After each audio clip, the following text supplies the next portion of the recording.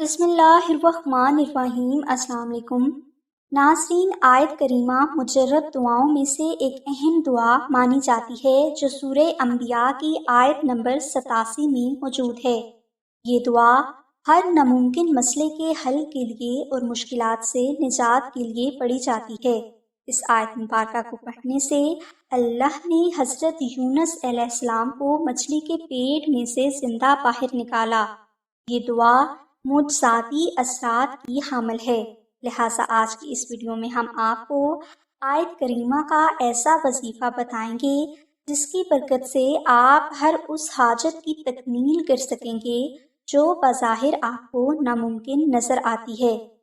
اگر کوئی بھائی یا بہن روحانی یا دنیاوی ایسی مشکلات اور پریشانیوں کا شکار ہیں جن کے لیے کوشش کرنے کے باوجود انہیں کامیابی نہیں ملی، تو وہ چاند کی پہلی جمعرات کو عشاء کی نماز کے بعد 2 نفل نماز ہدیہ محمد آل محمد اس طرح ادا کریں کہ ان دونوں نوافل میں آپ الحمد شریف کے بعد 11 بار سورہ اخلاص کی تلاوت کریں۔ اس کے بعد آپ 2100 بار آیت کریمہ کی تلاوت کریں۔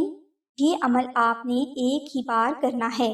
اس کے بعد آپ روزانہ 14 بار آیت کریمہ اور 10 بار درود ابراہیمی ورد کرنے کی عادت ڈال لیں اور اس میں آپ بلا مجبوری ناغہ کریں۔